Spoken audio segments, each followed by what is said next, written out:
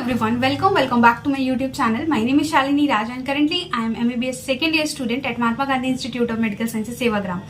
इस वीडियो में मैं आपको बताने वाली हूँ कि लास्ट के 30 डेज को मैंने किस तरीके से यूटिलाइज किया अपनी नीट प्रिपरेशन के टाइम पे, क्योंकि लास्ट के ये 30 डेज एक डिटरमाइनिंग फैक्टर हो जाता है आपके सिलेक्शन के लिए।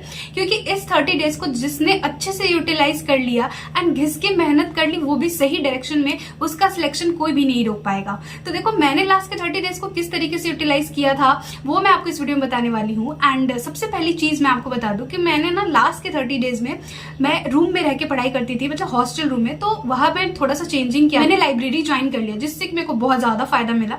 लाइब्रेरी में क्या होता है कि सब लोग पढ़ते रहते हैं, तो आसपास भी पूरा पढ़ने का माहौल रहता है, तो हम थोड़ा भी डिस्ट्रैक्ट नहीं होते। वही अगर हम कहीं भी रूम में पढ़ रहे हैं तो कभी ना कभी फोन उठा के देखने लग गए, या फिर कुछ तो भी स्क्रॉल करने लगे, या फिर कुछ ना कुछ हमारा माइंड डाइवर्ट होते रहता है। तो ये इंपॉर्टेंट है कि आप ये मेक करो कि आपका कहीं पे भी कुछ भी टाइम वेस्ट ना हो रहा हो, आप कहीं भी डिस्ट्रैक्ट ना हो रहे, क्योंकि ये लास्ट के 30 डेज ना बहुत ही ज्यादा इंपॉर्टेंट डेज है। अभी आप इसको थोड़ा भी वेस्ट नहीं कर सकते हो, आपको हर एक डे को अच्छे से यूटिलाइज करना है, हर एक डे को प्रोडक्टिव बनाना पड़ेगा। दूसरी चीज ये कि मैंने जितना पढ़ाई कर लिया था, मैंने जहां जहां से जो भी चैप्टर्स पढ़ने थे वो मैंने सब पढ़ के 30 दिन पहले कंप्लीट कर लिया था। क्योंकि मैंने ये सोचा था कि लास्ट के 30 डेज में ना कुछ भी नया नहीं पढ़ना है, एंड आप लोग को भी कुछ भी नया नहीं पढ़ना चाहिए। जो भी चीजें आपने पढ़ रखी है, अब आपको उसका सिर्फ और सिर्फ रिवीजन करना है, फ्रीक्वेंटली रिवाइज करना पड़ेगा सारी चीजों को। आपको 3 गुने 4 गुने ज्यादा स्पीड से सारी चीजें रिवाइज करनी पड़ेंगी, ताकि वो सारी चीजें आप रिकॉल कर पाओ एग्जाम में,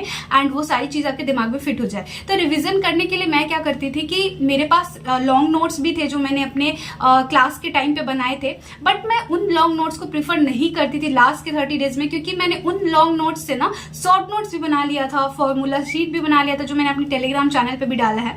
तो अगर अभी तक आपने ना शॉर्ट नोट्स नहीं बनाया है तो भी घबराने की जरूरत नहीं है। आपको अभी क्या करना है कि फ्लैश कार्ड ले लेना है, जो कि एज अ शॉर्ट नोट काम करता है, एंड आप रैंसो फ्लैश कार्ड ले सकते हो, क्योंकि इसमें सारे जो कॉन्सेप्ट है बहुत ही क्रिस्प एंड कंसाइज वे में दिए हुए सारे चैप्टर्स के हेल्प से आप हर एक चैप्टर को ना लगभग 10 से 15 मिनट में पूरा गो थ्रू हो जाओगे, रिवाइज करके रख सकते हो। तो आप मॉक टेस्ट भी बहुत ही फ्रिक्वेंटली दे पाओगे अगर आप फ्लैश कार्ड के हेल्प से रिवाइज करना स्टार्ट कर दोगे। तो मान लो आपको कल फुल मॉक टेस्ट लगाना है एंड आपको सारी चीजों को बहुत ही जल्दी रिवाइज करना है, तो आप अगर लॉन्ग नोट से रिवाइज करने जाओगे तो आपको बहुत टाइम लगने वाला है। तो इसलिए जरूरी है कि आप ये मेक श्योर करो कि आपके पास सारे फ्लैश कार्ड्स हो एंड सारे चैप्टर के बायोलॉजी, फिजिक्स, केमिस्ट्री। ये रैंसो फ्लैश कार्ड में आपको फिजिक्स, केमिस्ट्री, बायोलॉजी तीनों के फ्लैश कार्ड मिल जाएंगे, एंड ये फुल्ली एनसीईआरटी बेस्ड है। आपको हर एक चैप्टर मिल जाएगा, एंड हर एक चैप्टर जो है उसमें सारे PYQs भी दिए हुए हैं। जो क्वेश्चन PYQs में आ गए हैं उन सारे PYQs को यहाँ पे 1 लाइनर फॉर्म में दिया हुआ है। तो ये रैंसो फ्लैश कार्ड आपके लिए भी बेस्ट रहेगा रिवाइज करने के लिए, ताकि आप बहुत ही फास्ट रिवाइज कर पाओ सारी चीजों को। तो ये मेक श्योर करना कि आप सारी चीजों को बहुत अच्छे से रिवाइज कर रहे हो, एंड ये फ्लैश कार्ड जरूर ले लेना। इस फ्लैश कार्ड को बाय करने के लिए मैंने सारे लिंक्स ने डिस्क्रिप्शन बॉक्स में दे दिए, go and check it out. इस तरीके से मैं रिवाइज करती थी शॉर्ट नोट्स के हेल्प से।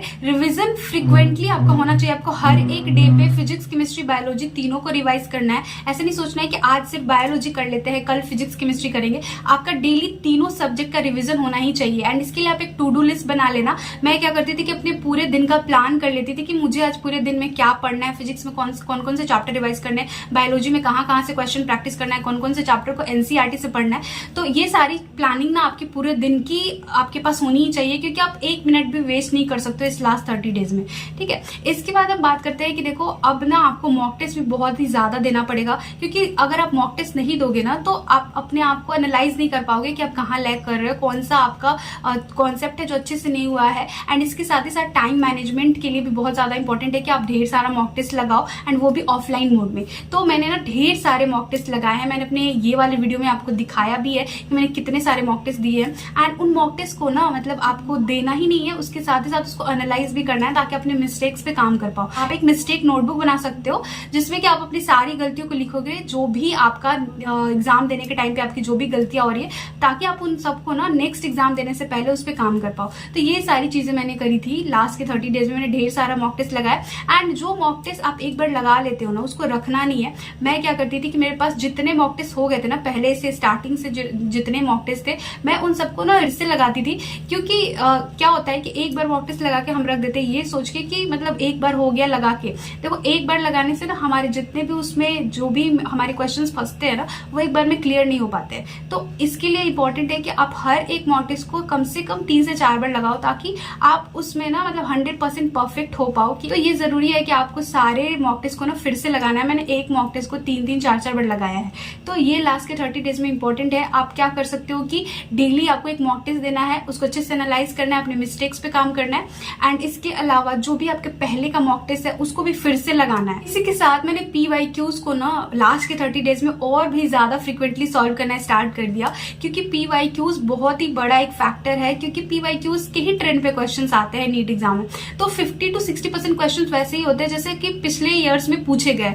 तो ये बहुत ज्यादा इंपॉर्टेंट है कि आप अभी लास्ट के 30 डेज में ना PYQs को जितना हो पाए उतना सॉल्व करो, एंड कोशिश करो कि हर एक चैप्टर का हर एक PYQs आपको सॉल्व करने आता हो। मतलब ये बहुत ज्यादा इंपॉर्टेंट है, क्योंकि क्या होता है कई बार क्वेश्चंस ना PYQs जैसे ही आ जाते हैं, मतलब कॉन्सेप्ट सेम रहता है, कई बार तो सिर्फ नंबर्स चेंज किए जाते हैं। तो ये जरूरी है कि आप स्पेशली फिजिक्स केमिस्ट्री में पूरे PYQs को अच्छे से बना के जाना। एंड बायोलॉजी में भी बहुत ज्यादा इंपॉर्टेंट है, क्योंकि बायोलॉजी में इसलिए भी ज्यादा इंपॉर्टेंट है कि मान लो कि आपको समझ में आएगा कि बायोलॉजी की NCERT आप जो पढ़ रहे हो उसमें कहाँ से क्वेश्चंस आ रहे हैं, कौन से लाइन बहुत बार रिपीटेडली पूछे गए, ताकि आप उन सारे कॉन्सेप्ट को, उन सारे लाइन्स को अच्छे से रिवाइज करके जाओ। तो ये मैंने लास्ट के 30 डेज में ना PYQs को बहुत ही अच्छे से सॉल्व किया था। एंड एक एनालाइज्ड वे में आपको सॉल्व करना है कि आप एनालाइज भी करते चलो कि PYQs में पूछा कहाँ से गया है, एंड जहां से भी पूछा गया, जिस पोर्शन को बहुत ही ज्यादा बार पूछा गया, आप उसको और अच्छे से प्रिपेयर करके जाओ।